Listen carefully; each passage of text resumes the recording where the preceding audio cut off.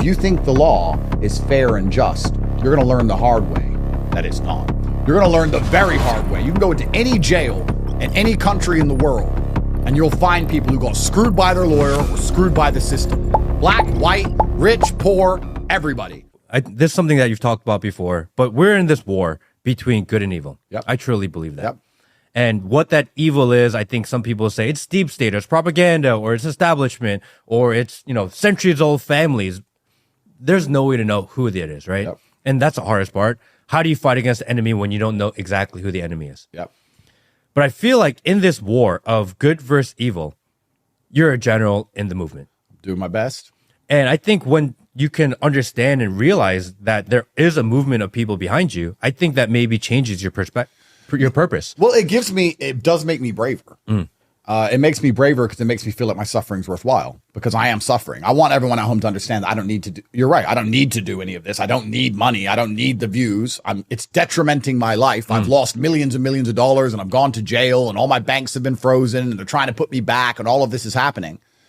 But I think when you ask who our enemies are, I don't think it's as simple as naming a family or the deep state, etc. I think the enemy is deception. Demons operate from the dark, and we're living in a world which is built on lies. Every single thing is a lie. Everything they tell you is a lie. Every system you're supposed to believe in is corrupted to the core. And I think if you're going to make or build a correct society, a fair and just society, you should at least do it under the guise of truth.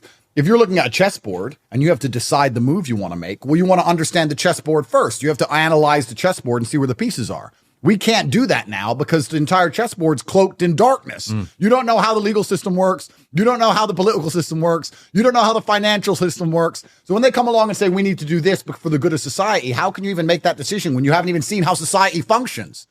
So I think if you just tell the truth about everything all the time, from there, perhaps it would be chaotic for a while as the matrix breaks. It's very likely.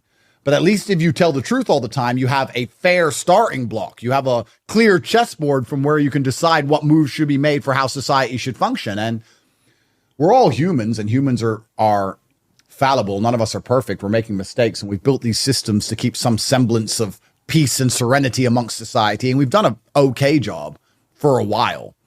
But I think now we're entering a stage where the highly politicized judicial systems, along with the highly politicized medical system, along with the highly politicized financial system, along with the highly politicized, we're getting to a point now where everything's about to crumble. And I think it's very important that everyone understands the truth of how the world operates before that happens. And my hope is that we can build a new system, or there's a new age and a new world where things are genuinely fair and just.